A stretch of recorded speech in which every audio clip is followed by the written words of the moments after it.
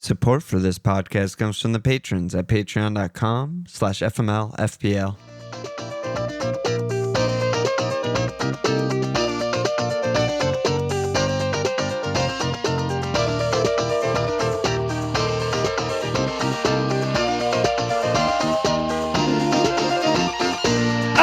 Okay! Welcome to FML FPL Milan. It's Walsh. Happy birthday, Walsh. Gameweek 1 pod, off and running. Here we go. Off and running. Here we go. Here we go. This is the time where I plug the Patreon. The season's begun. We'll do the extra pod weekly, pretty much every Thursday. We're doing one this Thursday, even though I'm going to be in Paris. We do the live stream pretty much every Friday. Walsh is going to solo it this time because I'm going to be in Paris. And Discord's just the best. Discord makes me laugh through my tears as my guys are not in the match squad in a bench boost game week 1. I feel bad for listeners that have been listening to us and aren't in the Discord because they just don't know what's going on. They're just missing out big time. Yeah. I mean, it's also, I think, underrated. Like, we take questions every episode, and we exclusively do that from our Discord. Exclusively. Whether it's my life lifestyles or if it's FPL, it's a good job. Yeah. It just consolidate of everything, and these are the people I want questions from anyway. So it's like, why would I look anywhere else? Speaking of, here are the anus slaps, the new Patreon signups. We got a lot. Thank you. Appreciate you. Absolem, Damian Zillas, Daniel King, Big Slabhead, Yo Bills, Timo, Fuck the Fourth Floor, Sharky Boy, Squain, Hassan, Jonathan Wu, Thunder Gulch, Ryan Key, Tim Gowan. Oh, get in there. Slap that ass. And now we can actually pod. What's up, bro? We're potting. You want to go my team or your team? Dealer's choice. I don't know. I felt so bad when the team sheet dropped and Palestra wasn't on there today. Fucking hell. Let's just go my team because that is just horrendous. Like they were... Our new bit. Our new bit only for YouTube watchers. Yeah. In Discord, it's like, I'm like in between things. I pop it open, I check it, and all of a sudden someone posts like the betting line is dramatically changing. I saw and that. Oh, rumors of like Ladro not playing. I'm just like, that. What the actual fuck is happening here? I look at the time. It's like, oh, it's an 80 minutes or something when the lineup's gonna release, and then I guess the big shaker and mover in the betting market was Palestra. It's just Caicedo, I think, savage. Probably even more. Caicedo, fair. Yeah. But I mean, I think everyone, including myself, logically thought, oh, well, Palmer is a joke, and he's probably hurt again. He was hurt like 5 days ago. He's probably just still hurt, and that's the big move. And then he plays the best game he's played in like a year and a half, and jokes on me. But yeah, here you're looking at a Palestra 0-pointer on a bench boost. And without the Bart clean, it would have been like a historically bad bench boost. It would have been like a me bench boost. Yeah, it would have been like a 4-pointer. 1, 1, 2, and a fucking 2, basically. No, I mean, it would have been. I mean, you have to put Palestra down. You have to put Palestra. So, like it would have been a 2-0-1-1. Yeah. So and I was cucking. I was not def conning. I was def cucking. Amenda 9, Van Hecke 9. Even a Kinski 5 save feels like a proper cucking. Like when points are this hard to come by for me, I kill for that extra point. If you're one thing away from a point, it's a cuck. It's a cuck. No matter what. No matter what, you're cucking. Yeah. Wally World benched, only came on for 10 minutes. I mean, it just none of the things happened. I got all these Grob dodging his life away. Grob dodging. I got all these DEFCON guys. None of them hit my defenders. Tarek was supposed to be a god of DEFCONs, and he did not. He did not god. He's not Justinho. Yeah, exactly. He is not Justin. We both captain Bruno. We both have Boomo. It just didn't work out. The Szobo pen was humongous, and obviously Ladro's 11 today was humongous. Imagine a world where I didn't go for Ladro. We were in that world We were there. Could you imagine how diabolical you would be feeling in this moment if you didn't have Ladro? If you had DCL? I got to shout out. Oh my God. I got to shout out the last resort guys because they were asking for questions for their final pod before the season started. I said, am I a fucking idiot for not having João Pedro? And straight up, they're just like, yeah, you're a fucking idiot. And I was like, all right, yeah, fair enough. They're harsher than me, I guess. But yeah, 50 points. It doesn't feel that bad. Even I feel like I hit the, whatever low end of all of my guys, and I'm still just like, yeah, pretty fine. Pretty good team, pretty fine. Palestra, I don't fucking know what the fuck that is, but we'll get there. Yeah, we'll get there. I mean, 3.7 M. Like realistically, if you're hitting that on a week-to-week basis, you're fine. Like it compounds and consolidates. You're not going to use a bench boost chip every week, but yeah, exactly. I mean, you had a couple hits, a couple misses, but yeah, I'm sure we'll come across it. Yeah, exactly. All right. Speaking of a couple hits, oh, fucking 71. Let's go. Yeah, I mean Hinch was the big one, right? Yeah. I mean, I was very the last day of deadline, I'm in New York with my son at a playground in Union Square, like just not paying attention to him at all. I mean, he could have fucking died. I wouldn't have been known. I'm just like on my phone looking at my team, and I had Lafay in, and I was happy with every other pick, and I was just stressing over the 6 million spot, and I was like, this doesn't feel right. Like, I don't like this. And I was messaging with you and actually LR, and both of you gave me the same input. It was like, Hinch, love that. Go Hinch, like go to Hinch. Like you've been all over him since last year. Like just go with the read. And it came in. I mean, I was lamenting him after 2-0. Oh yeah. Of like, where's Hinch? And then you were like, oh, he's going to have no touches and then, score goals. And then 5 minutes later, he's like on a brace. I'm like, I think I literally said Hinch will go like without ghosting through the game, no touches of the ball. And then he'll end the game with 3 shots and 2 big chances. And it was like almost exactly right. Yeah. It was fucked up. Yeah. Yeah. So I mean, it was basically his 16, like carried me into where I am today, to the man that you see before you. I mean, Tsolis looked phenomenal. Like, I'm just so glad I have him. Yeah, he looks so the good. Slater assist was absolutely. I'm in the airport. Didn't watch that game at JFK at like 7 a.m. My son's playing like a free video game at the M&M store, and I'm just staring at Discord, like watching the updates stroll through. I'm like, he could be playing Slater ass. Yeah, like we could have missed our flight for all I know. But like Slater getting an assist, I was like, holy shit. Like Ayer came in with some DEFCONs, nice clean there. I mean, they probably should have conceded, but we'll take it. And so. Overall, I got 71, 377K, which is I think the best first game week I've ever had in the history of playing this game. So we'll see what I could do with that. Flying. That's all I can say. I just realized also I didn't read my team. You didn't read your team for the audio listeners. So I'll just quickly say, since it's game week 2, I'm Bart Kinski. I mean, who isn't? My defense is Palestra, Ndiaye, Tarek, Maguire, Van Heck, and Amenda. My midfield is... Yeah. Best thing that's happened this weekend was the Pinnock signing for Coventry. All of you Bobby Thomas hodlers, you're about to get absolutely fucked. You think that getting a diddle for 2 points is worth it? You're going to lose 0.6 in team value over the next month. And you have Ayer. It's a double stonk. It's a double Amenda stonk for me, and the Ayer stonks for you. Yeah, it's everyone's in a crawl to Amenda. It's happening. It's going to happen. Go. Yeah, the quad cubs with Bobby Thomas. I hope they fucking die. Midfield, Bruno, Bumo, Szobo, Dango, Grob. And my forwards are Haaland, Ladro, and Wally World, who, he's 4-5 bench guy, whatever. And then do you want to read your team quick? Yeah, I have. So yeah, Bart Kinski, I have Slab, Hume, Ayer,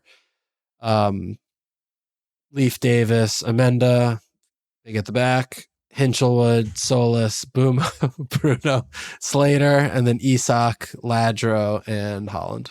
Beautiful teams, beautiful men.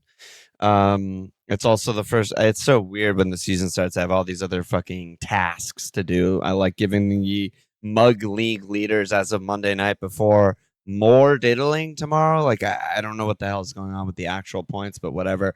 Everything's provisional. Yeah, provisional, diddling, whatever. Tom Wood, aka FC Back Stronger in first place. Second place, Alon W, aka Anger Mismanagement. In third place, Matthew Bagley, aka Quantum of Tsolis, the most common FPL name of the entire season, I think. Yeah, fine. Fine. One of them is Wood. Oh, Wood? Wood/Wood? I mean, he was like going off. I mean, he's never sent a message in Discord in his life. Yeah, but he's he going must be off new. today about Okay. being in first or something. I don't know. Good job by him. Because what is this it's a 2 game week mug. Yeah. Oh, wow, my we're God. kicking it off pretty short here. Didn't even realize that. I did not realize that. You three in the lead and anyone close behind should actually consider triple capping this week, I think. Triple cap Bruno. Triple cap for a mug. I would. Yeah. Who wouldn't?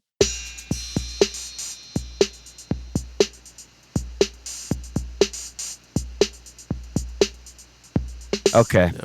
Let's All right. pod. I think we've been potting.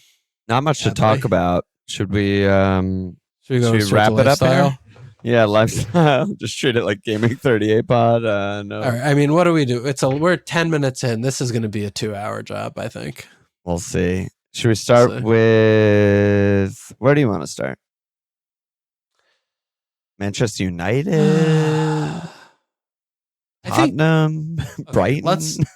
let's relax for a second. I think the first thing that is always a very important like little disclaimer and heuristic is to not overreact after game week 1. Like I feel like people in Discord are just like in the community, it's etc. and so on. I mean, I don't know what that means exactly. I'm only in Discord in our community. Your community is Discord, yeah. I have a very small echo chamber that I occupy, but I mean, even then, it's like we see people just like, should I do this? Should I make this transfer? Should I get? I mean, I think the biggest bandwagon is Sangaré this week, right? It seems like. and Cuyper, I guess. Should I do insert any midfielder for Sangaré like now before the price change? She goes from 5.5 to 5.6. Like I can't afford it.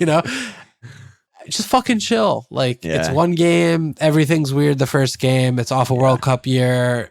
All the home teams won. All the home teams all the away teams that lost this week are going to be home next week. They'll probably all win. Like there's duality of man going on there. Yep. Just fucking relax. Like unless you have an injury, you probably you were like, I'm gonna wild card in game week 2 or something. Like you should be just relaxed and chill.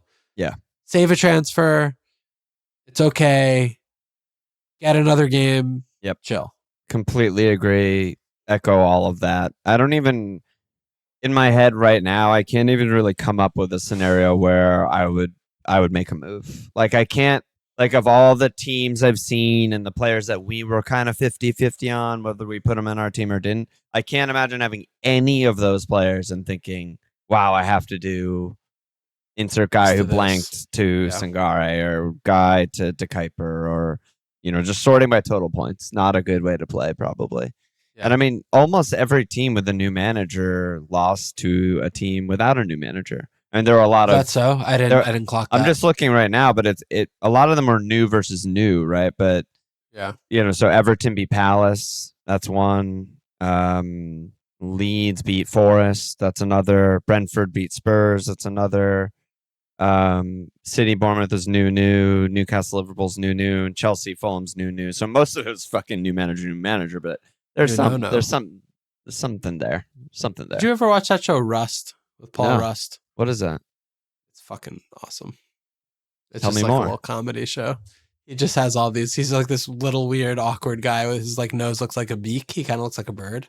Okay, I gotta look him just up. Like that's now. what his body. That's what his like face looks like. Okay, and he's just like a little dweeby nerdy guy, and he just like he's just like a comedian kind of like little comedy American show. Rust, is that what it is? I don't know what it's called. His name's Paul Rust. I don't remember what the show's called. Okay. Yeah, it's like he's the main protagonist in the show. And I think a few seasons has died, but he had this bit where he did he's like, no. And it's reminded me of that. That's all I can say. If your description of how he looks is really accurate. So well, I'm good at that. But yeah. No, but yeah, that's all for sure. I agree. Okay, so let's stick into some games because we have some teams that we need to discuss. Yeah, a lot. I mean, the Arsenal game, let's just start there. I think maybe chronologically it's just the easiest way to sort this. And it felt like it was a year ago. But I mean, they obviously like demolished Coventry. Like it wasn't even it was very non-competitive. But there was something about them with Tsolis and with Kai that felt very different to me than last season. Yeah. It's just like more, and Ödegaard with his movement and being fit. Like there just seems so much more, Saka, dynamism and active like chaos of like, how are you supposed to defend this? Like they have like 4 world-class players running all over the place at these like new guys. And it was just like, it could have been anything. I mean, they could have scored 6. Yeah. I mean, Tsolis getting 6 felt like the absolute lowest floor he could have ended on in that game. Yeah. Yeah, I mean, Norwich came a long way since Norwich. Dude, he's legit. He looks amazing. He looks amazing.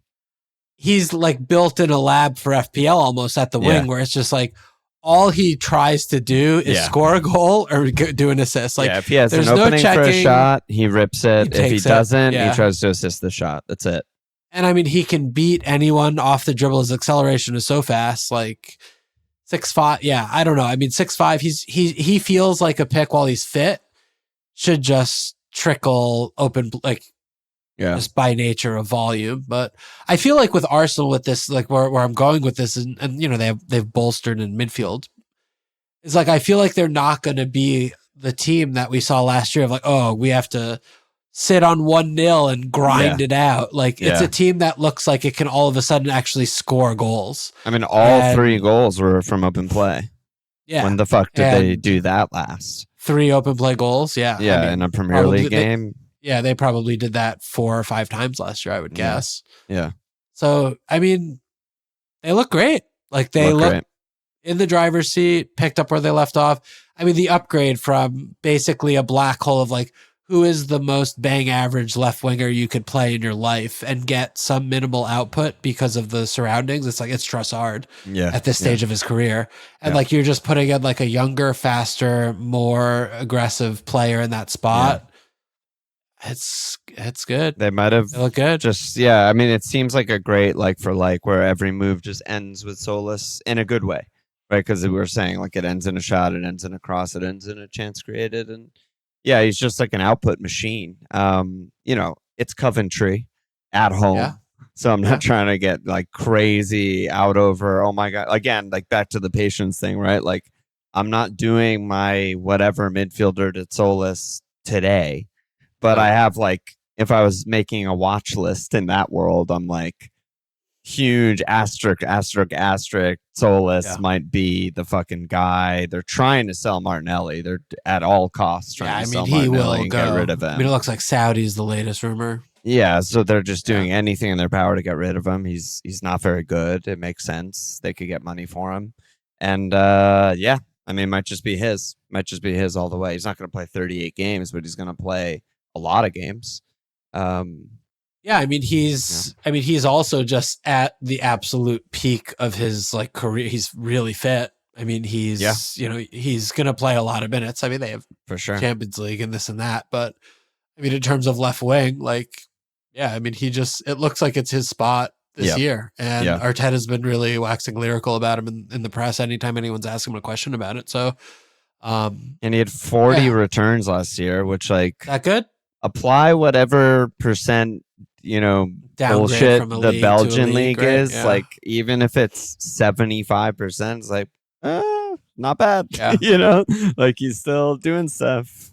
Still a lot of returns. I mean, I was also like not interested in just seeing Kai start and play great. I mean, he also is very not fit last year. He looks very fit right now. I mean, we saw him a little bit at the World Cup, but I mean, he played 90. Obviously, Gyak is a fucking donkey. Is Kai like Kai? I'm interested in Kai. I don't know. I mean, I didn't think I would be this way after one game, but we've always liked him. I mean, he's always played really well when he plays. It's always more with him been the fitness and the security of start. Yeah, and But, like I mean, it's a not really playing good midfield, playing striker. Yeah. I mean, not playing left sided 8, but it's a really good sign that Gyak has been there, like, and he's just bang 90, like starting, plays the whole game, right?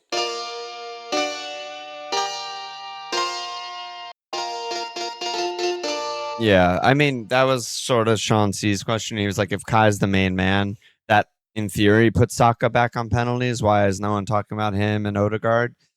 And it's like, yeah, but I'm still just, there's no way that Gyak's just not playing games. Like, I just like, he's not playing 400 minutes. Yeah, like he's really good in the flat track bully games. He's really good, I feel like, in the games where it's a top team and he just needs someone to fucking harass and run at center backs and bully them physically just to gain He's space. also worse than Kai, though. He's worse than Kai in some games, but not all the games, I don't think. Really? Yeah, I don't think so. I mean, Kai can end a game with like no touches, no shots, just outmanned, and Gyak he'll just bulldoze someone at some point and win a foul at the edge of the box or create space for Saka and stuff. I mean, I feel like I'm hearing you say like you're worried about Kai's minutes. Is that for sure? Yeah, for sure. Okay. That's exactly what I'm saying. And it just the way that impacts Saka is less important than the way that impacts Kai, obviously, because if Kai's not starting every game and if Gyak's not starting a game, neither of them are ever picks. It's not even a question. But in terms of like Saka maybe having pens or not having pens or Ödegaard occasionally taking a pen, yeah, I mean, that's interesting. I mean, because last year I feel like it was a split pen thing, and then it turned into just like, obviously Gyak has pens. He's fucking incredible at them and starts every game. And if he's not starting every game, I mean, I guess it's like an uptick for Saka, who also hasn't been fit in a year and looks pretty fit. So that's something. Yeah. Okay. Yeah, and then the fullbacks were just rampaging, like in the box, pressing in the final third. Like, I mean, the Ben White assist was beautiful. That was like 3 years ago. Ben White assist. Yeah. The finish wasn't, but the assist was. Yeah. And then I mean, we saw the Konsa move. I don't know if we potted since that happened, but I don't think so. Yeah, I mean, he's 4 or 5, so that's going to be a very delicate, like, when are we all going to make that transfer? Yeah, and it will be soon, but not this week probably. Well, it's also one of those things where I'm like, Mosquera played well, White played well. I mean, he's not going to change it. He's not going to be 5 days or 7 days after the game and just be like, oh, you're on the bench, new guys coming in, away Villa. Yeah. So there's also a world where it's game week 6 and we're like, maybe we should have started with Mosquera. He has 4 cleans, and it's like, I don't know. Is Konsa going to get in? Maybe it's just depth. I don't know. That's possible. I don't imagine that being the case, but that's possible. Yeah, I just don't know when do you throw him in? That's just a hard call. Yeah, I mean, that's like less our problem and more of, when he is thrown in, then we do purchase. Like, that's, You just wait for it to happen. Yeah, and then you buy him immediately because they'll probably clean and savagely waiting for like a Mosquera, Ben White injury or fuck up. We're just rubbing our hands together like they're going to pull an 09 and just be like, uh-oh, it's constant knocking down the door here. Yeah. All right, so Saka, interesting, look good. 9.5. Ödegaard. Price to buy. Yeah, Ödegaard, good. I mean, look, he scuffed a shot that scored like in another day. It's like, oh yeah, Ödegaard was great all game and he got checks notes 3 points. Yeah. I mean, that's the thing with him is like he just doesn't get a lot of volume. The other thing with him is he's 6'5", so if he does this periodically, he's always going to be good on bones. So, does Ödegaard finish with 175 points? Like, definitely could. Absolutely could. So I think he's also just one to monitor. But I mean, I think Tsolis is the one that looks like for FPL, just like he is an end product guy. End product merchant. Yep. Yeah. And like, is he better than Ödegaard at football? Like, no. No, that's not what we're talking about. We're talking about fantasy football in this spot. Fantasy football. Like, yeah. So Tsolis is an interesting one. And, we'll see. They're playing Villa next, who will come on to that one. Oh, let's come on to that now. Let's just come on right to that now. Okay, now. 4-0. 4-0. Fucking mauling. Oh, my God. Dude, the Ebonings Watkins' press conference question was almost like Marco Bisot. Did you see this one when he's like, he's just like call him and silence. ask him? No, he's like, they asked him, he's like, what's the story with Watkins? And he's staring at the person and he literally says, silence. Silence. He says silence? Yeah. While he's silent, he I says can't believe silence. I missed this. Oh it's my good. God. It's good. And then he starts going off about like, ask the player, blah, blah, blah. We have the It's like players we people have. who say like, LOL, just fucking laugh. yeah. Silence. Just be silent. That's it was good. just yet another Ebening's press conference masterclass added to the list. He's the best press conference guy by miles of any manager. Pep is second to Ebening's, I think. He's got so many moments. I mean, he has a nickname based off a press conference in Ebening's. I mean, he's everything. He's got it all. I don't know. Fucking Emmy, Ollie, shameful. Like they're not even in the squad. Neither of them are sold yet. They're on the team. They're on Aston Villa, playing for an Aston Villa contract right now, today. Yeah. And they're just like, fuck you. I'm not playing. Yeah. I mean, Villa, my team, we may or may not talk about them, but I mean, in terms of shameful handling of current players, we're neck and neck with Villa. There we go.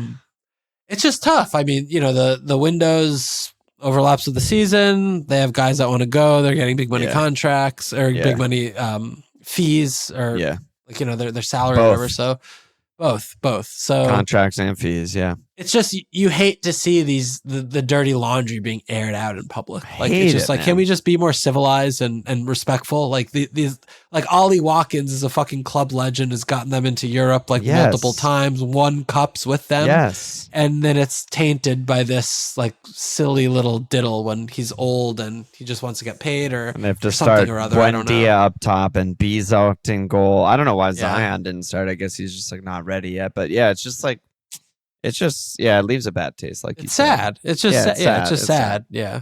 So yeah, I mean, Villa just fielded half a team, and it was really, really awful. I mean, dude, the João Gomes. Oh my God!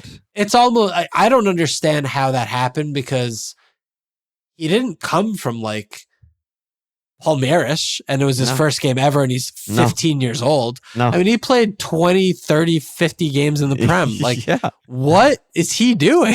He's absolutely unhinged and losing his mind and killing people when they're already undermanned, and now he's violent conduct out for games, plural. Yeah, when 3 they have games, when they have Arsenal coming. They have Arsenal coming next. And Manzambi's hurt, and the other guys hurt, and Ollie's not playing for them, and Emmy's not playing for them, and it's like in what world are you a human? And Ebening's like gave him a big hug and was like whispering to him when he was like walking off to the tunnel from the red card, and I was just like, what's this? Like, what's he saying to him? But, yeah. I mean, Villa got absolutely disassembled, and I mean, I think the main thing. Look, I mean, we touch on Hinch. I had Hinch. Like, okay, good job by me with Hinch, but. The Cuyper. I wanted to revisit our process around him because I can't tell if it was appropriate and acceptable based on the information that was transpiring or if we were like stupid. Because before Tromso, I mean, it was like he was in my team. Like I was making fun of people on Discord who didn't have him. Like it was to that extent in my team channel. IRL pod. Like, you're like, I feel great with the Cuyper. The things you were saying. Yeah. I was like in Discord. I'm like, oh, you don't have the Cuyper? Like 0 out of 10. Like resubmit, please. So where did we go? Like, well, I want to ask you a question because the other. Like surprise non-starter in the Tromsø game was Hinchelwood, who you did end up with. Yeah. So like from a minutes perspective, was there any hesitation when you got Hinchelwood to be like, well, why the fuck didn't he play Tromsø? Like what's going on there? Or like how did you approach that? So I think I was talking out of both sides of my mouth on this, where I didn't really fully commit both feet with both players because when I was approaching it with with Hinchelwood, I was like, he's obviously a first choice player. Yeah. And he's in the first team 11 for sure. It's not even a question. And the Tromsø first leg in in Antarctica or whatever, was a really weird team. Yeah. It seemed like they were just covering up and let's get out of here and we'll just take care of it at home and we'll be fine without trying to jeopardize our first Prem game against Villa by, playing 4 games. And I mean, they have 4 games in 2 weeks. So that's the thing about the team that kind of threw me, because it actually wasn't a weird team. It was 9 out of 11 nailed on starters. 9 out of 11 who every single person would have picked. These are starters for Brighton. And the only guys were Cuyper and Hinch. Yeah. So it was that threw me, it was some guy I've never heard of, deep midfield, some 20-year-old, and some guy I'd never really heard of who they bought in like January, Osman, who was left wing. Yeah. And I was just like, I didn't even know they had these guys. Never heard of them. Yeah. And I mean, I was also rattling around in my head. I was like, I think Cuyper is their first choice left winger, but also with that, I was looking at, I don't know who 5 of these guys are.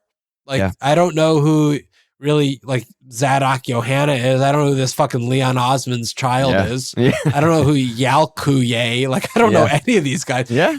Who's picking the team? I don't know. Is it Hertzler or Tony Bloom? It's Bloom. We know that's established. It's Bloom. Yeah, but I have no idea what's going on. Is Kostulas going to play and he's going to put Jorginho in the wing? Maybe. So so I was just looking at all of these factors and I was like, plus when we were discussing, with my thin defense and where would I even fit him in? It's this is a potential pick that leads to the early wild card. And it's just there's so many more unsettling features with the Cuyper. Yeah. That led me to go elsewhere. And I can't honestly tell if that was right or wrong because he as a week and a half ago when we were talking about it, when he was I was going berserk about him, it's he's left with basically it's just the Trey Hume argument. Yeah. He's playing out of position. He's a winger. He's their first choice winger. He's there because of injury, but Matoma and Minta are injured for long months. Term. Yeah, exactly. So it was more of okay, they could buy someone that could put him down in the pecking order. But at a 4 or 5 defender spot, that should have been something I think that I should have probably been able to stomach. And I think I did the thing where you've been telling me, it was okay, you're planning an early wild card, don't worry about these long-term picks. If it's good game week 1, maybe it's not safe for 7 game weeks or something, or after international break when it's fucking November. But in the immediate term, that's the read, just kind of go for it. But we're also bench boosting. Yeah. So there is that scenario where he doesn't start and you're just what the fuck did I do? Yeah. I have a 1-pointer on my bench boost. And also Hertzler didn't tell us that Kadioglu's hurt. He just wasn't in the squad. Baskagli goes to left back, Kadioglu not in squad. So we still don't even necessarily know with certainty that Cuyper would have started if Kadioglu was fit and whatever. I don't think it was wrong just because he scored what did he get, 17 points or something like that? I don't think that makes it wrong, but it's just one of those frustrating things where quote unquote more information actually steered you away from a pick that was a good pick. And what can you really do about that? I'm always going to want the more information, right? I'm always going to look at a team's lineup when they play a Champions League game on a Wednesday before I lock my team in on a Friday. But sometimes it can just fuck you. Sometimes, they have a knock and they're not in the squad in their European game, and then you bench them and then they play 90 in the Prem game, and there's just really nothing I don't think we can do about that as long as managers are allowed to just lie and just fill time and say bullshit. So I don't really think there was anything you could have done. Yeah, I don't know. I mean, I'm kind of raking myself over the coals about it, honestly. Yeah, because I think 17 points. Well, yeah, but I just think the initial the biggest thing of why I was standing him so hard was just this is a player that's playing out of position. Yeah, and he's playing wing, and I really don't see looking up and down the squad of why would anyone else play over him at wing. And obviously we wouldn't be talking about this for 10 minutes on the pod if he scored 2 points. And also he could have scored 30 points. Like 17 was like a floor based on what he was doing. He was going fucking ballistic.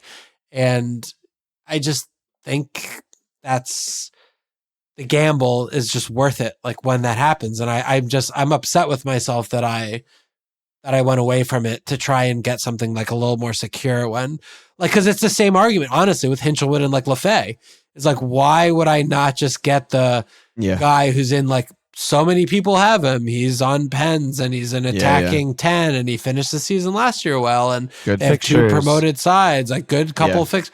It's like, it didn't feel good. And and like, and I just didn't like it. And I like, that was really not, I didn't have like coherent stats like, oh, this is why Hinchelwood is better than Lefay. It's like, no, I just like, no, you got the guy who gets the goals and blah blah blah. And with the and like, you know, like it was really, he was competing with like Ayer in my team spot, and I like Ayer. Yeah, it's great pick. Like I like Ayer a lot, you know. So great you know, pick. I mean, that maybe made it harder or easier, depending on the way you look at it. But I just think with the Cuyper's just like, he was so underrepresented in teams just by and large than he should have been because he's playing wing. And there's a cautionary tale there. I think. Maybe part of what I'm trying to get at is that it was still like a little bit of wishful thinking that he was going to play left wing. Like, we're just thinking back to, well, last year when Mitoma was hurt, Cuyper played some games at left wing. There wasn't really ever Hertzler being like, our left winger is Cuyper. We will not be buying anyone because our left wing is totally secure with Cuyper. If Kadioglu's hurt, Cuyper's still going to play left wing and be in the box trying to score goals. Like that, imagine we knew Kadioglu was hurt. You still wouldn't have gone Cuyper. Yeah, you'd be like, he's playing left back. He's going to fucking play left back. 100% nailed, no question. I don't want that. Yeah. So I just don't think it was really possible that we could have known, even in a Kadioglu injury situation crisis, it doesn't matter. Cuyper's too good at left wing that he just has to play there. Nothing matters except that. But of course. Well, I mean, okay. So that's all well and good. I mean, moving forward, he was kind of unplayable. Like, he was amazing. His move, like he was coming central. He was making striker runs. I mean, he 100%. Was second like guy in the box. Yeah. I mean, you're probably not buying him before they go to Chelsea. No. Home Leeds, Coventry, home Arsenal at Sunderland. I mean, I don't know. Like, how long is his runway, do you think? I mean, Gameweek 3 is a great time to buy, probably. Yeah. I mean, if he does it, the other thing with Gameweek 3 is the window's closed. So you get a bad fixture out of the way at Chelsea. The transfer they also play closed. Thursday. They play Thursday. They did Chelsea. Also just buy a left back, which I guess means Cuyper's our left winger, and we bought a backup for Kadioglu or something like that. I don't even know what it means, but so that would probably be the time to maybe buy. But yeah, I mean, he seems like a ridiculous cheat code of a pick as long as Mitoma's hurt, which is nowadays just fucking common. The sun comes up and Mitoma's hurt. That's all it is. Yeah. So I mean, he's just Japanese for Joe Gomez, basically. Yeah, he's been hurt for like the last 6,000 available Brighton minutes or something like that. So yeah. I mean, there's a very realistic possibility that we're just looking at like Cuyper just playing left wing for them. I mean, till January. Yes, you know, that's what I mean. And, and he looks really good. Like he just looked really good. Like just suited to it, 100%. Down to the ground. Like they're not asking him to, carry the ball and dribble players. Like they're playing in this weird height. Like they're just a weird team, Brighton, obviously, but like. He's just coming inside so much. And okay. So Cuyper definitely on the buy list. Hugely on the buy list and also not buying this week. Yep. Why not both? Sure. Why not both? All right. What else we got? Well, so Man United lost 2-0 and everyone's freaking out about their 3 Man United players and Captain Bruno. X50 said, I'm just checking if Bruno is still the best captain for Gameweek 2. Brian said, is it too early to sell Bruno Buma Slabhead? Ha ha ha. Is there anything here? What'd you take from this? I mean, look, I didn't watch the game as I described earlier. Yeah, I was away, but airport M&M game, but they weren't playing with their first 11. It's a tough game, away at a promoted side, first game in the Prem for years and years. It's a cauldron and it's intense, and they, the physicality there.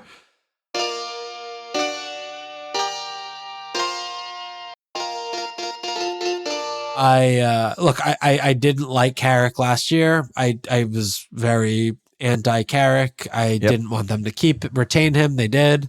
Yep. I don't think they're gonna be good this year. I think they're gonna fire Carrick at some point in the winter, and probably backpedal their way into 4th or 5th because they have enough good players.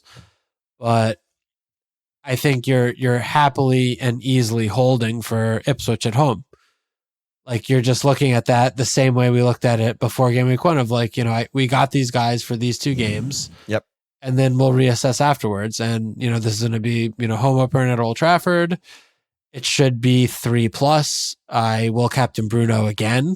Yep. And if he gets 2 points, then okay, I'll look at the Everton game and look at 2 transfers and the landscape of the game and see if I want to hold another week or not. But for now, Bumo looked really good, had a few chances, does what he does best, missed them all.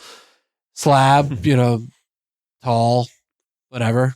We're fine. We're cooking with Slab. I'm just could have had an very assist. Could have had an assist on that. That ball was good. Yeah, I mean, it's just I think it's just I'm pretty relaxed about it. I think we're chilling. I'm 1 for 1 with you on that as well. I mean, it's just, we've seen this game. How many times have we seen top team plays bottom-ish team and they score their 1 corner and their 1 free kick, and Man United basically have all the ball and don't create it. And it's whatever, At Buma, at least he forced good saves on both of them. I thought Cunha was very bad at striker.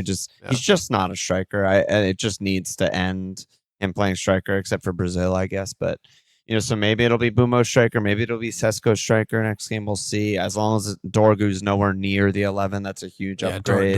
Dorgu is a big problem. Heaven was really bad. I mean, Shaw defending is not his thing. I mean, it was a mess. But yeah, it's totally fine. Totally fine. I feel very, very comfy with them. And Hull are bad. It was fun. I had a fun time watching them win, and the place was bouncing, and they did this with their hands because they're tigers. I don't know what the fuck they're doing, but that's the Bafetemi Gomi celebration. Yeah, exactly. And they're fun, but they're bad. They're definitely bad. Really they played like a bad team 10 years ago. It was exactly like that. So yeah. It reminded me of Huddersfield Town. Yeah, 5-4-1. All they do is cross to McBurney. All they do is just long ball to McBurney. It's just we'll score very few goals. We'll lose mostly all of their games. We'll be easy to play. Only FPL thought I had regarding Hull was, I don't think anyone's gonna fucking DEFCON against Hull. They just don't. They don't do any attack play. They don't leave their half ever. So that was one thing. So you'll have to be happy with your 6, I guess. Yes, exactly. Okay, that's easy. Okay. Another mauling was Brentham and Spurs. Oof. Another, just absolute fucking bloodbath in that game. Yeah. I mean, so let's talk about Sangaré a little bit, because I mean, he's obviously a highly touted, Brentham signing, 40-50 mil. Yep. 6'8", hybrid, DEFCON, assists, goal, late entrant into the box kind of player. And, I mean, he passed the test, obviously, in the first game. He got 2 assists, hit DEFCON somehow. And, came in with max bones. Is this E-Dot of this year, or do we need more info, or how are you seeing it? The first thing I need to clarify is that people were calling him S-Dot in our Discord, and that is just a shameful performance by you. If anything, he would be called M. because M is his first name, as E is E's first name. But we're not calling him that. We're just calling him either Mamadou or Sangaré, which are both lovely, rolls off the tongue. But, I mean, he kind of barely DEFCON'd, and he subbed off on 70. And, they're not going to be 3-0 up in most games all season. I mean, he could have subbed off because of game state. Yeah, 100% could have been the case. We just don't know. But if he's not playing 90s, he can't be dot. Like that is a prereq for being like a DEFCON monster. Is like you you need have all to play the minutes 90. of the game. You need all the minutes. That's the only way to do it. So that's one thing. He also doesn't take set pieces. I mean, I'm aware he was like making good runs in the box, good 1-2s, 1-2. I don't really foresee off that performance like tons of attacking returns. I think it was a little bit random, even though a couple of really good moments. Yeah, a couple really good moments. Really, really good shot that Coyote scores the rebound on. Very, very good player, but I need a little time to see, like, okay, is he doing this again? Is he really attacking all games? Is he DEFCONing all games? Is he staying on for more than 70 minutes? Then I can talk about it. But I mean, it's just so funny that they have this good of a performance, 3-0, and Thiago blanks, Dango blanks, Shada blanks. He got actual 0. He got actually 0. He missed the fucking Missing pen. That pen was hilarious. Oh my god, that was such a good feeling. Such a good feeling, man. I can't even tell you. Not a good feeling as a Dango owner when he got subbed off before Shada on 66 minutes. And I was like, I think, like, of all of the people on my team, that's the one where I'm like, I might have made a really bad pick here. I genuinely don't feel that way about anyone else. But if he's getting subbed off that early, he's an absolutely awful pick. So I need that's my biggest flag right now is like, fuck. Yeah. I mean, luck, they have still good fixtures. I think you just got to kind of wait and see. But I mean, it was always there. Like Jaden Anthony is going to come on every game. So there's only 2 players that he could sub on for. And I mean, that might be just like a roll of the dice, like who's playing 90 and who's playing 70. I mean, I guess there's a world where he could go ultra attacking if they're chasing a goal, and it could be like a fucking Danish midfielder comes off for NPC him. Or whatever. Yeah. But it felt so bad, Dango coming off for him. I was just like, oh shit, I totally fucked this up. Yeah. I mean, that might be a transfer for you in a few, but you got to give him more time. Yeah. Mm-hmm. All right, Burnham. Yeah, and Spurs. I mean, Spurs is playing like a bunch of backups, so we'll see. They're getting everyone from all their city regens coming over. So I mean, Clam was basically asking like, talk to us about the Kinski bandwagon. Did we not put enough scrutiny into the manager and the system, and what was his record for out of their clubs or clean sheets and blah blah blah blah blah? And it just, obviously it didn't go well. Game week 1. And it might not go well until game week 7. I don't fucking know. But like you said, I mean, the 11 was just so bad. It was pitiful, absolutely pitiful. So, I mean, he didn't start the midfielders, like he subbed them on. So, I mean, I'm happily, very comfortably, and starting Kinski this week over Bart at Chelsea, and I just hope that he plays the good players this game instead of the bad ones. I mean, Fern, you think will definitely start. I don't know if Poro's ready. Tonali started. Yeah. So get these guys in, start having them build understandings. I feel like it'll be okay, and I'm not worried about Spurs. I mean, they'll finish 10th, top 10. Top 10. 9th, 10th, something like that, and we'll be okay. Yeah, I think so too. Okay. No, I don't know where to go next. We could go. I wanted to ask you about. Newcastle. I wanted to ask you about Ndiaye because I mean we should have been up, and I don't know how we lost that game 2-0, but Ndiaye very uncharacteristically had some good moments, open play actually, stuff. In good goal scoring positions that he typically does not occupy. Yeah. Did you watch that game? You had that on one of the screens, right? I had it on a split, so it's hard to follow when you're watching 2 games at once. But I mean, he was. What do you make of that? I mean, they had a lot more passing in midfield by just nature of having Hackney, I think, and even good? Yeah, he was good. I mean, he's just steady. He's not impressive really, but he just kind of moves the ball in a nice way. He's not creating chances. He'll never be an FPL pick, but he just makes everyone a little bit better. Get the ball in the final third a little more.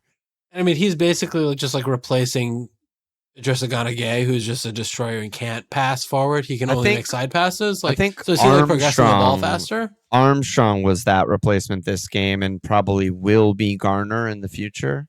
Not Stewart. I don't remember who started all their games next to Ghana last year. Because it wasn't Garner. Garner played a bunch of fucking. Garner played a lot. Tim played, but he played a lot of right back, right?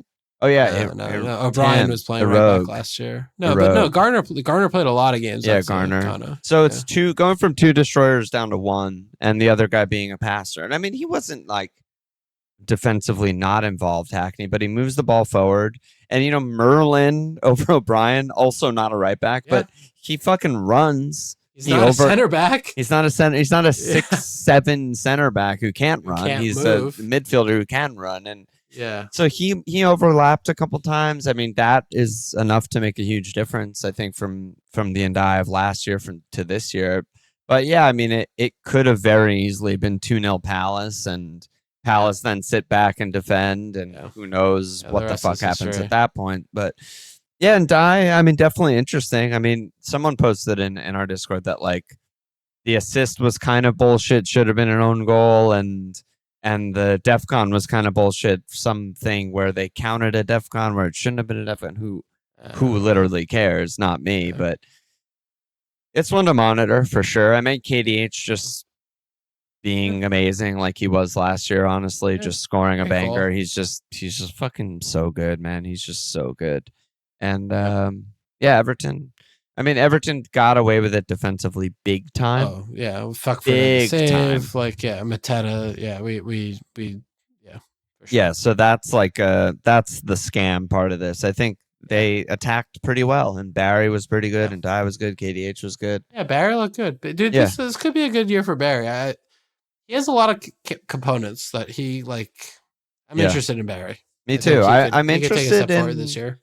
This Everton team is just like so much more young and athletic than a fun. Typical Moyes Everton team. I mean, Armstrong, George, Barry, Merlin. I do not like George. I thought he had a good game though. He had a good game, and he's also 20 or 19 or something. So it's just more fun. It's more fun. Yeah, watching them is not just a slog of like no football will be played. We might actually get something. Yeah. Okay. Yeah. All right, Ndiaye. I mean, I think the other, teaser is, Cherki. Oh. What are we doing about this? Like this feels like this is the earliest season of the edge case. Is how fast do we get Cherki in, and when is the appropriate time? Because he feels like the guy that could break it. I know. I feel like I Nostradamus this in like July when I was like, well, if anyone's going to play the Palmer role, it's going to be Cherki, and he's going to be fucking incredible. And then, 2 assists in 20 minutes. And it's like, oh, yeah, good. Yeah, I mean, we need to obviously make sure he's starting first. They have a lot of players. I think he will immediately start, would be my guess. It'll be Edot and someone, maybe Nico and Cherki in front of them. Edot and Gahey, maybe. I don't know what he's doing with Gahey. I think he'll be straight in, but some of that depends on fitness. Some of that depends on like, can he get Cherki to work? And I think we know the answer to that is no, but I'm monitoring. If he just starts and if he ever passes 75 minutes and starts, it's like, holy shit, he could get 20 assists. He got 10 assists in half a season last year. He could do it again. He's the way that Maresca had the team set up with like the width and the spacing and what was happening in where the Cherki spot, like before he came on and then when he came on, is like, it's made in a lab, like for him and his exploits to just run games. Him and Haaland. And exactly. Right. Yeah. Like him and Haaland. Yeah. Everything else was just a one amalgamation of players moving forward as a unit, and then they were just doing vacating this running or vacating space to pull defenders so that Cherki could find Haaland on like little diag runs and shit. And at 7.5, they just don't have anyone like Foden playing in that role. It's like, you're a fucking joke. Like you can't do do anything that we need this position to be able to do at all. Yeah. And like, there's just no comp for the spot. Like I don't imagine, unless if they buy someone who I don't know who exists, it just feels like 7.5 Cherki is like, he's like you said, like actual, 8 goals, 18 assists. Like, Yeah. that's what I I totally expect. see that. Totally That see that. should happen this year if Yeah, he like plays an Ozil- 2,800 minutes. Ozil total. Yeah. Yes, an Ozil total. Really good on bonus points. Like 200-point year. Totally agree. I'm he's, I think for me, of like the players on the list of like he's top, honestly. Is Cherki. if you just like, they're so well constructed to have two guys who do no pressing and no defending, versus like if you compare them to Isak and Wirtz, and they have fucking Buati or whatever. Yeah, exactly. Too, right? That's why I'm including him. And if you compare it to like Isak and Wirtz, who I'm sure we'll talk about next, it's like they're coming deep to get the ball. They're tracking guys back. They're defending in the box. Blah blah blah blah blah. Maresca's like, Semenyo can do that. Foden can do that. They don't even have Doku. I mean, Doku's really like Doku cut back to Cherki, pass to Haaland goal. Like the goal, like the City goals from Pep. Yes. It's like I have no idea what's happening with Maresca. I'm like, oh yeah, this is how it is. Like, it's just really stale, but it's like very simple and like go wide, come in, go forward, goal. Like like Pep has his flair with like movement and spacing and stuff, and the players. I mean, there's that famous Kyle Walker clip where he's like, Kevin was not allowed to receive a pass on a half turn.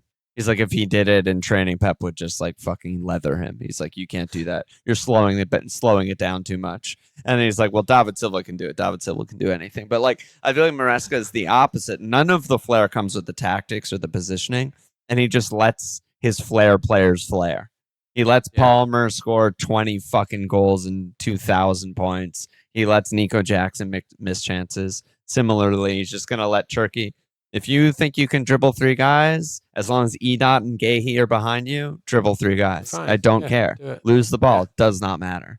And it just seems like it's just perfect for him. I don't know why people on Twitter were very angry when I was chirking to Cherki, and I don't know why. They're like, he's lazy. He'll never get his. I was like, dude, he's so he's their second best player. I mean, obviously, like, you know, we have previous with him. Like, you know, I had him for last year for a while. Like, I love him. Like, he's so fun to watch. He's just pure joy. He's awesome. Like, he's just so awesome. Like, he's so cocky, and that goes a long way.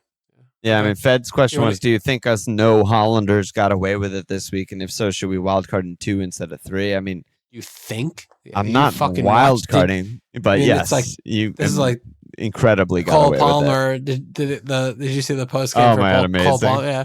Did you watch the game? Did you watch the game? Like, Haaland should have braced easily. Like, just watch the highlights. It was ridiculous. It was absolutely ridiculous. Yeah. So you did get away with one, and Palace are in absolute utter shambles right now. So Chatty injury too. And then Miserina's question was, from strong buy to strong sell and everything in between, where do you rate O'Reilly after the first game? You know, should have had a return. Should have had a return easy. Yeah, I mean, it's a little bit of a conundrum because, like, Vard, really good game at left back, scored the goal. Like, we know what Vard does when he plays left back. He's just like really good. He's really good. It doesn't matter where the fuck he's an elite finisher. It's like unbelievable. It's so weird when guys are just not attackers, but they have this skill of being an elite finisher. Yeah, it's just someone's gonna get shouldered out like every game.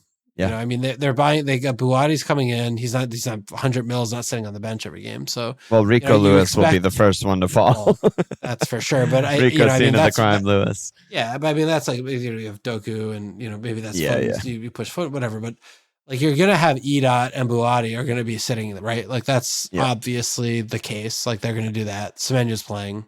Cherki's gonna be playing. Like, where's Foden gonna be playing? You can't play fucking Gahey in midfield when there isn't a midfield spot. Are you gonna, sit Diash, the captain? Are you gonna, not play Vard? Are you gonna put Rico back in left back? Like, it's the numbers get dicey because there's just too many guys, and I have no idea how it's gonna happen. It's possible that Gahey does keep playing there, and Buati's the backup defensive midfielder. Do you really think that? Yeah, I mean, he played really well. I mean, Buati's 18. He's not like some finished product, EDOT, like superstar. He's 18. So you think they drop 100 mil on an 18-year-old and he's gonna just like make up numbers and play cup games? You could see that for him this year. I could see that. Yeah, I don't think that's crazy. I can't see that. I can't see that at all. Yeah, I mean, he'll play a lot of minutes either way.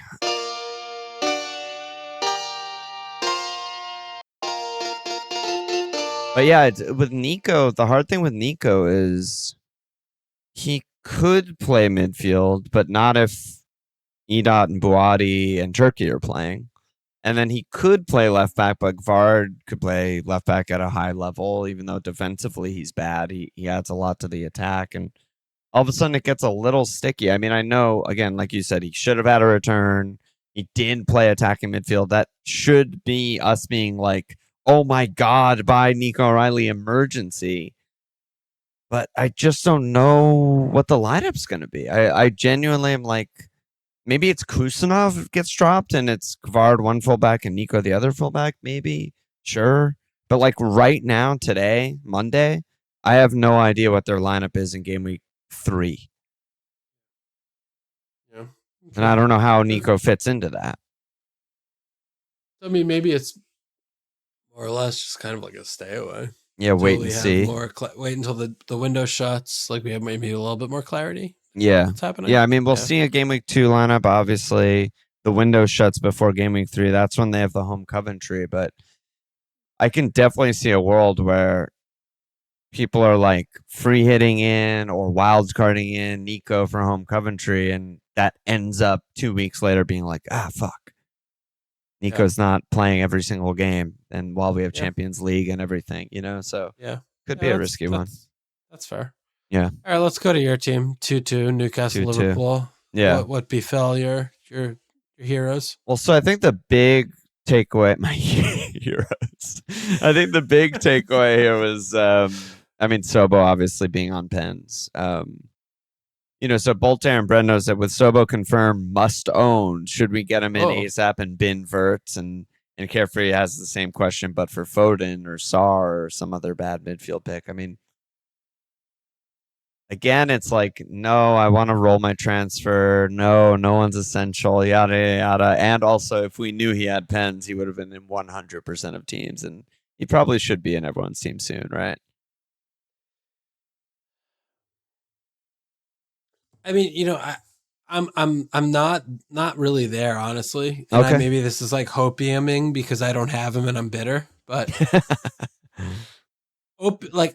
I've slowly over the course of the years of playing FPL like come around more on how important pens are for picks and the percentage of like what I imagine and feel comfortable or what they can capable of doing in open play. And like if I have a player who I don't have I don't have a lot of confidence that they're going to do something in open play, but they have pens, I'm like, that's nice. Yeah. And I don't think that's like the automatic type of a pick. And with Szoboszlai this game, like he has all the set pieces. He hit the wall every time he had a direct free kick. We know he's good at them. Fine. Corner kicks, fine. Yep. Open play. Yep. Dog shit. And the team was also, he's no shots. Like he's ghosting in a little bit. It's a disjointed team. He played different roles first and second half. Like he's a holder. Like he's not he's like has license to go forward. Yeah. And also he's not an attacker. I mean, he's supposed to sit with grabbers. Like he's supposed to be in midfield, dude. Like chill in midfield. Like he's not getting in the box. Well, that's why I was like, because I don't agree at all. I think there were a lot of times. I mean, watching obviously I watched the game and then rewatching the highlights because I can't remember what happened to me 1 hour ago, let alone a day ago. Is like, man, he was in the box on all of the moments, like all of the times when like Gravenberg makes an incomplete pass and we lose the ball, or Frimpong crosses into the guy 5 feet in front of him, or Kirkus puts it out of bounds for a goal kick. Is like Szobo is in the box in all of those moments. And then they concede a goal. Yeah, but I think he's doing what he's supposed to be doing. Like I don't think that it's like you're the one who's supposed to sit deepest and holding at all. I think he's like making all the runs that he's probably supposed to be making, and it's supposed to work in another way with someone else. Because he just kept doing it. He never stopped doing it. So I think there were opportunities for him to get open play shots or chances created or whatever, but they just blew it every single time they were in the final third. Yeah, that was the final game ball on repeat. Yeah, for sure. Yeah, the game was just Liverpool have the ball in the final third, fuck it up. Yeah. Over and over and over again. And then Newcastle scored on 2 counters. And it was like, Yeah. I don't know. I mean, I'm looking at him from the open play standpoint. And I'm just, look across the midfielders. I'm like, there are other guys that I prefer. And yeah, that's totally fair. Yeah. And like, how much do the Pens tip it into his, to like, oh yeah, well, we should have him. Because it's also with Pens, it's like you never know when you're going to win 2 Pens in a year and when you're going to win 10. That's, and I've been saying that for a decade, and it's one of the most annoying things, Yeah, and, look, Liverpool have obviously a lot of really good players. They have a lot of time spent in the opponent box. Like, they should win more Pens than average.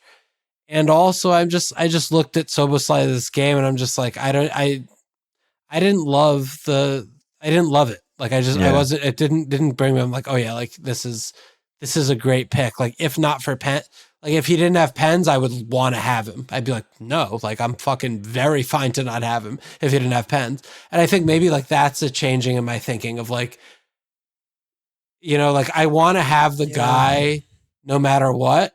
If he have Pens, like great. But like if he doesn't have Pens, I'm not like, oh well, because he has Pens, then I'm gonna get him. Yeah, I know what you mean. I'm changing my calculus on that, I think. I'm just on the complete other end of the spectrum. I think, like, actually every team in the game should have him. I mean, if he's taking both side corners, every direct free, indirect free, could DEFCON any game. I mean, he had, like, 7 or 8 or something like that. He's not going to hit every game, obviously, but he'll get, like, it's just 7 or 8 games this year, probably. 1 in 5 or something. 1 in 4. Maybe a little better. We'll see. But I just think there's so many boxes there. I mean, him taking 6 to 10 corners a game alone is just like Jesus. He's just gonna get 5 assists at least just for free, just for being on them and having good deliveries on them. He's gonna that's fair. He's good at long range shots from open play. He's good at free kicks, like you said. Like not all of them have to go in. They could deflect, they could rebound, they could anything. And then Pens is just the cherry on top of like whether it's 3 free goals or 7 free goals. We don't know, obviously, but I just think when the total all comes together, I think it's going to be a high amount of points. How he gets there, I don't know. You know what I mean? Yeah. That's yeah. No, I mean, the avenues are there, but I just like, I think the open play avenue is the most narrow to me.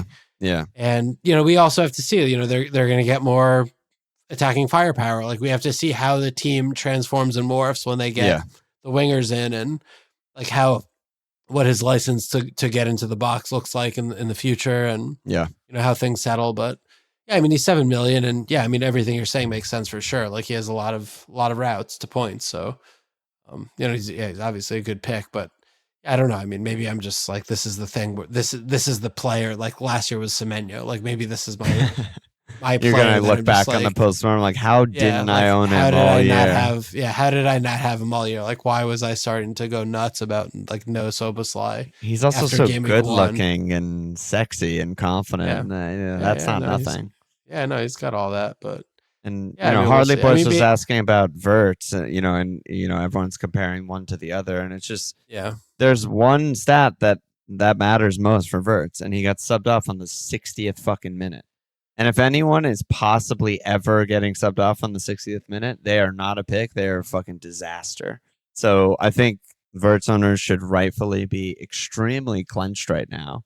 And if he comes off anywhere near there again, whether it's this week or next week, and he's like almost emergency transfer out territory to me. I mean, that is just, you can't have that. Yeah, I mean, he was really bad. I mean, Liverpool in general played really badly. You can make mitigation and talk about the Keegan and, at Newcastle and blah, blah, blah, like all you want. Fine. But I mean, Wirtz he was just really bad. Like he just didn't influence the game, didn't control the game, like kind of get shouldered, like shoulder to shoulders, or like, physical, whatever. It is, we've been defending him for a while, and he's needed defense because he's been bad since he's been here. And you can talk about like the I don't fee agree, obviously. Yeah, fine, but like you could talk but the fee and the output last year, like he had 5 goals, 4 assists last year. wasn't really hurt last year. He just didn't do very well. No, he was. He missed 1,000 minutes. Yeah, but I mean, 23,000 minutes, 120 million player, 5 and 4, like that's just not good enough. And you got the bald man; he's very bald last year. You whatever. Yeah. But look, he seems like he has a good engine, and he runs around and he presses and he has a good work rate. And he's small. I mean, the physicality thing is starting to kind of. Like that's what they're not playing Joelinton. Like they play a fucking 10-year-old in midfield. Yep. Stoyer. Like they have all these fucking dog shit players. They have a new manager. It's like, oh, this should be a game that Wirtz just runs. And he's like getting boxed out of the game entirely. It's like, there's gonna be the end of the fishing line where it's like, I can't anymore with this guy and he's just not good enough. I didn't think that this was possible. And now I'm starting to imagine like this is actually possible. Like he might just he might just be like needs to go to a farmers league. I don't know, but like he needs to get it together because this game I thought was like it was really like startling to me of how ineffectual he was and how easy the game should have been for someone that I thought he was to take over. And he just couldn't do it. Yeah, I mean, it must be my Liverpool glasses, but I just so strongly disagree. I mean, to me, it's like the minutes, period. That's it. If he stayed on 90 and kept doing what he was doing, which is getting multiple good chances in the box, I'm like, yeah, he's a fucking amazing pick. But he just didn't. I think the fitness thing is interesting, too, because the thing that bothers me the most is like, he works too hard. Like he works himself out of the game. But he does it like a headless chicken. That's what I mean. It's bad. Like it's like why? Like okay, you picked up the ball. Are you sprinting down left back? Yeah. Why are you chasing left back down? Right? Yeah, there was a point in the game where someone cleared it. He gathered the ball at left back, like all the way back. Because he gives the ball away like a fucking moron. That's why he's trying to make up for his mistake. No. And then he beats 2 guys, plays a through ball. Liverpool are 2-on-4, whatever, because no one's up there. And it's like, great. Like on highlights, that's great. I mean, he humiliated 2 players and rode the tackle and won the ball and whatever. And it's like, but you're there. You're not supposed to be there. Like you just need to be forward. If you're playing a 4-4-2, we just need you to be one of the 2. Be more positionally disciplined. It's not that complicated. And then the 60th minute comes and he's blowing and he just subs him. So, I think it's more, like I said, I think it's all the minutes for me. I mean, that is just end all be all. I mean, Hornacek bit the save of the weekend, or we wouldn't even be talking about it. We'd be like, obviously he's a striker. He's out of position striker. He scored a goal. I'm not surprised, and it's like. But that was also, I mean, that was not created by Liverpool. Like it was just like it fell to him. He was standing in the corner. It's like okay, fine, but no, I mean it was an open play. I mean they were pressing, they were winning the ball. He got 3 shots in the box. I mean that's better than most strikers get any game, and it's like, I don't need to. It's not my job to defend him. He's a good player to me, not to you.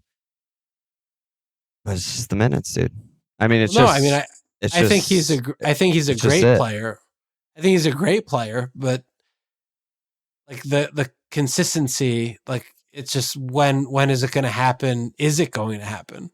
Yeah, like I'm having those questions because he's played a lot of minutes in the league now. Yeah, I mean he's not a 17-year-old. Like he was an over £100 million player bought. Like we're not supposed to be seeing like, oh, he's really struggling. Like, it's like, okay, you had that time. Like I New just don't think he really struggled. I just don't think that's reality.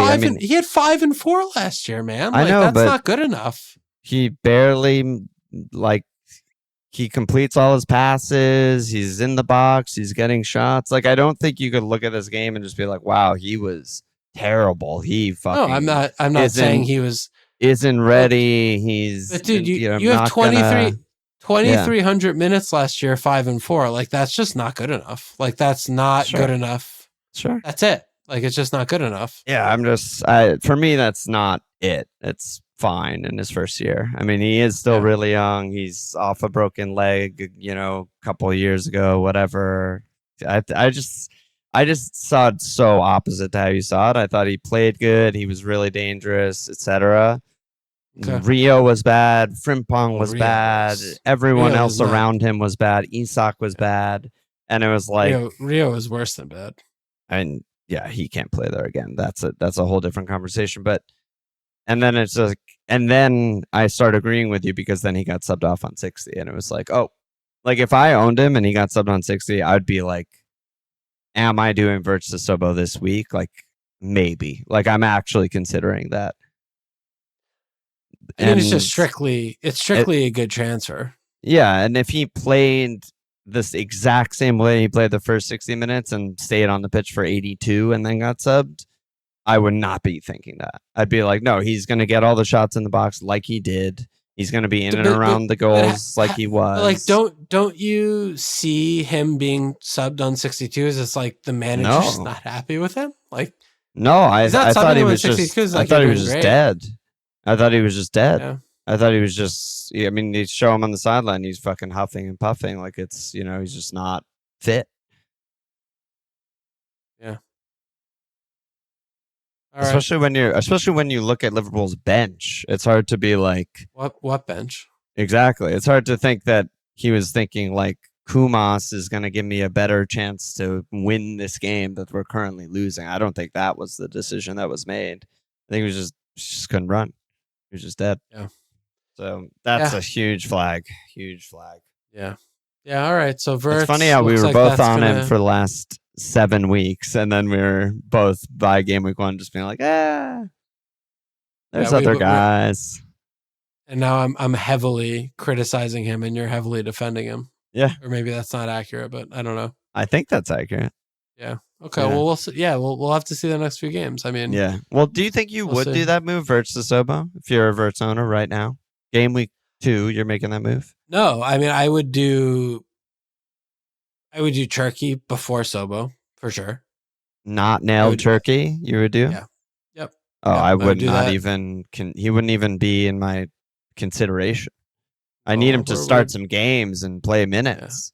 Yeah. He'll start the next one, and he'll probably destroy us because we're in shambles. I hope he starts, but I'm not sure he starts. I think Rodgers is really tough, like with Szobo. Like I really like Rodgers a lot. I think I would maybe be looking at that one. Wow. Yeah. But you would make a move. You would sell him, you think? I wouldn't. I would just sit and be like, oh, like I hope he's better next game. Like I would have very so hard little to hope. Make a transfer game week 2. Yeah. I mean, it's a home game at NFO. Like I was just like, I hope he does better than he did the first game. Like he was fucking bad. Like, but like I wouldn't make the transfer. I would just sit. And if he did the same thing, then I'd be like, okay, this ain't it. Like I gotta get someone's gonna give me some points, and I would probably look some there's game week 3, but yeah. Szobo would be probably top of my list if I was just making the move. Okay, but I don't think I would make it either. As soon as he gets subbed in 60, though, it's like catapult him out with a fucking rocket launcher. Yeah. Chelsea was another mauling, and not really. I mean, I guess they, it ended 3-2. It doesn't look like a mauling, but it felt like a fucking mauling in real time, didn't it? Yeah. Yeah. I mean, I think Cole Palmer's the main talking point. Like we knew everyone has João Pedro. He's in fucking 70% of teams, but I mean, Cole Palmer, he couldn't really get shots off when the defense was set without getting it blocked by the guy in front of him. Last year, yeah. Last year shit. But when there was semi transitions and the defenders were somewhat not stagnant, he did, and he scored. And he looked better, right? I mean, it was like night and day to me. I mean, I haven't seen him look like that in a really long time, where he just genuinely looks like, oh, he might be the best player in the league. And that's exactly what he did today. I mean, he had like I remember, I guess it was 2 years ago now, just being like, he has the most like take your breath away wow moments in the entire league. The shit he does every week. And he had like a couple moments like that today where it was just like beat 3 guys, get into the box, get a shot off. It's like, oh my God, like only him and Messi do that. Like it's like fucked up what he can do when he's fit. And then obviously he goes down rubbing his calf on like 70 minutes. He's like, give me 2 more minutes, don't sub me yet. And he's limping around. And it's like some people, including myself, are like, oh, he looks fine. And some people in Discord are saying he looks totally fucked. And it's like, what was the conclusion? Like, we'll know on Sunday if he's fine or fucked. That's basically all it is. Yeah, I mean, the interesting thing with today with Xabi was like there was just so much space for the attackers to run into. And like what Palmer isn't good at is like congested areas because he's so fucking slow and he looks like Simple Jack. But when everyone's pulling everyone everywhere, like he has the change of pace and he has the ability to do the bits in those moments, and that's like it was like he was like setting the team up for that with like Ladger dropping in and Palmer and Rogers, like they're just so fluid and the defenders have no idea what's going. I mean, Fulham definitely played a role in this that shouldn't be, discounted. They were completely. But also, I think most teams are going to have a really hard time with this. Like Palmer, Rogers, and Ladro, like running at you, interchanging, should be really hard for pretty much every team. Should be good. Should be good. Like, Arsenal maybe will be fine about it, but like, the other fucking 16 teams should have a hard time with it. So, 9-5. Like this is the counter, like with Szobo is like Palmer in open play today looked like, he just could get assists at will. Like he could just have 4 assists in a game. Like the open play potential, like the goal, like the run, the goal was really, really classy. I mean, if money's not an issue, I'm obviously picking Palmer over Szobo. That's not a question. I mean, he has scored 244 points in the season. He's then scored 214 points in the following season. I mean, this is not like a 7 million player we're talking about. This is like a 12 million player we're talking about who might be fit for the first time in a year and a half. Also might have got injured in the exact same game. But no, I mean, it was definitely like, man, I wish I could get to him easily, without selling Bruno against Ipswich. And I would, but I'm not going to sell Bruno versus Ipswich. And then, I think most people will just not get him this week, even though home Brighton is totally reasonable fixture, and I wish I had him. Thursday, especially after Thursday, right? Yeah. But then, what's going to end up happening is then they're away Arsenal, so we wouldn't get him anyway. And then the big one circled on everyone's calendar is Gameweek 4 home Hull, and it's like people are going to wild card him in. People are going to go Bruno to him. People are going to just rip their fucking teams up to him, assuming he's fit. I just feel like, especially like watching today's with Chelsea, and we had this inclination and idea before, but like having 3 Chelsea when they play once a week is just, the sooner after the Arsenal game that can happen, the better, because this team playing 1 game a week is just kind of a fucking joke based on 9 other teams playing in Europe, and it's fucking nonsense with this like good manager and the squad they have. So. I mean, it's obviously Ladro's obviously one of the 3. Palmer's probably the other, and then it's like Rogers or a defender. The defense looked really bad. They looked really bad, and they still have the monstrous Bob in goal. So I mean, it might be just like triple attack. Ladro, Rogers, and Palmer. Like it could be 1 game a week. I don't know. I mean, 1 game a week is gonna add up. Like it's gonna pay dividends. Yeah, I'm not nearly as like into definitely it's gonna be Rogers. I mean, obviously he was great this game. I don't think most teams will make it that easy to just have like literally unmarked guys, 7 yards from goal and like Rodgers' goal today. But yeah, I mean, everyone has João Pedro, and everyone needs to be emergency thinking about Palmer, and then like maybe +1. Yeah, we'll see. I mean, I don't know what am I supposed to do with Palestra here? It's just like Jesus Christ, dude. Well, that's part. I mean, that's a disaster for you because he didn't play today. But I mean, Rodgers was also playing on the left with fucking a center back playing left wing. I mean, yeah. So put Palestra there, like that should be really good for Rodgers because it's a fucking player who's a psycho running up and down and gets in the box and shit. So, and they're playing Achimpong at right wing back. So yeah, it was so weird. Theoretically, when the window shuts, too, like when the window shuts and Caicedo's back and fucking like Reece James is not playing in central mid, like the team is Fulham stacked. Were the masters of their own demise, but I mean, the fact that Chelsea were able to create so many, I mean, Chelsea could have scored 4 or 5 today easily. For sure. And yeah, it just, there's a lot there with Chelsea. So yeah, I think we'll probably chill until after the Arsenal game, but then it's going to be whole home game week 4. We're going to have to make calls, I think, right? Yeah, definitely. I mean, we're kind of like forced into this position. I think most people are because no one really has a 9-5 midfield slot other than Bruno, and I think rightfully no one's getting rid of Bruno. So there's no like 1-to-1 transfer anyone can make to even get Palmer if they wanted him this week. So we're kind of just all in the same boat. Yeah, we'll just take it from there. Exactly. Yeah. Other games? Should I do some questions? Yeah, maybe questions. I think, NFL leads, I don't know. We don't have to really touch too much there, I think. Yeah, not that much there. Let me scan the games. Ipswich Sunderland, not that much there. We kind of talked about all the games, honestly. Yeah. All the other ones. Yeah. Red Kite said, do I keep EDOT or buy Tavernier? Just keep neither. Yeah, I mean, just don't make a transfer. Don't get That's Tavernier. The answer. Yeah, that's the answer.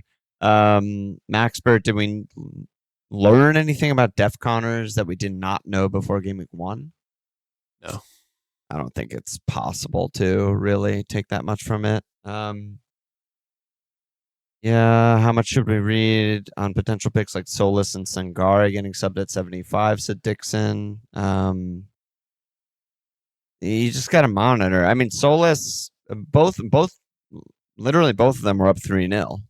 Tsolis and Sangaré. So we just need to see what a competitive game looks like for both teams before we have any read. Yeah, I mean, Tsolis played 75, but I mean, you like the depth of bench is so robust that Arsenal's bench is so deep. I mean, a game's out of sight. Like, they're gonna make subs. Like, he's gonna sub all the attack, like both wings and the striker, like they're all subbed. So you just hope that you got the points in the bank before that. So Heim, any pre-game week 1 reads you've seen enough to be convicted you're right or wrong about? It's all just too early, man. I don't know. And then Algata said, who are the candidates for this season's Reindeers? A player that seems like the best pick in the game and then end up bad. That's good. Yeah. Well, I mean, your shout was Tsolis preseason. Yeah. Yeah. Sure. Could be. And it could be. It still could be. Yeah. If you just sort by points, it could be any of them.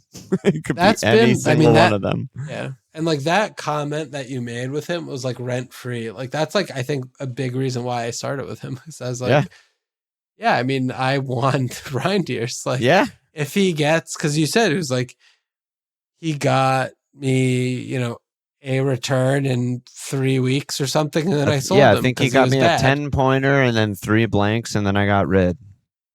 And it didn't negatively affect my season even a little bit.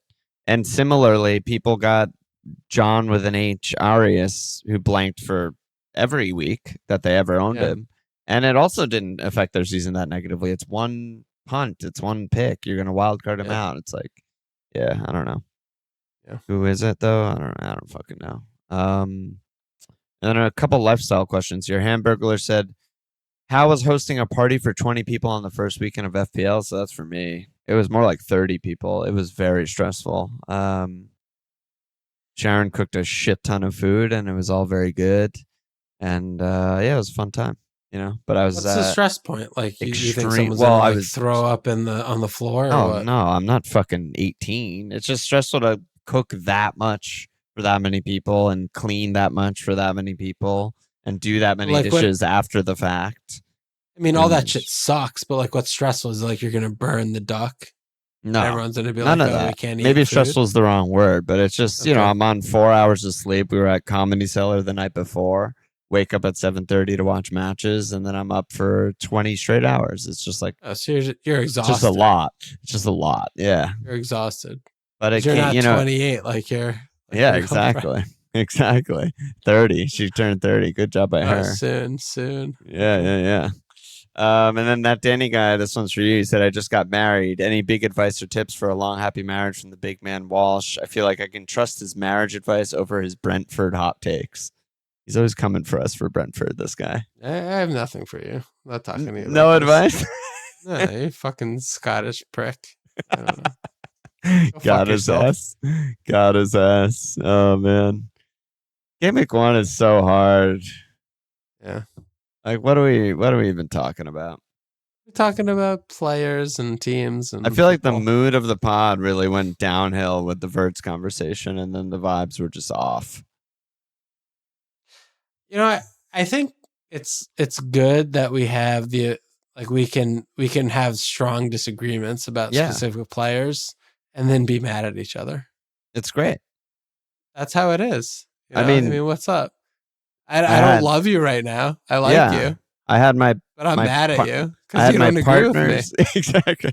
I had my partner's birthday 2 days ago, and then I have my partner's birthday today. I have two partners. I have a pod partner and a partner. There's a lot to juggle here. There are a lot of micro relationships within macro relationships that we have to try and keep on side. It's not possible. And I feel that this is really, I'll break it down for you. Break it down. I feel really bad for you that you're going to be wrong about Wirtz and you're going to be groveling at my feet in like 3 months. Like, I'll so never sorry, grovel Walsh. at your feet. You were right. Like, I should have listened to you back in August. You were right. That's what I'm. You think that right would actually ever happen? No, I'm fucking with you. Obviously. Oh, brother. Oh my god. That in theory is the Gameweek 1 pod, and next pod I'll be in Paris. I'll wear a fucking beret. I'll have the Eiffel Tower out my window. I'll have a croissant. I'll be wearing normal clothes.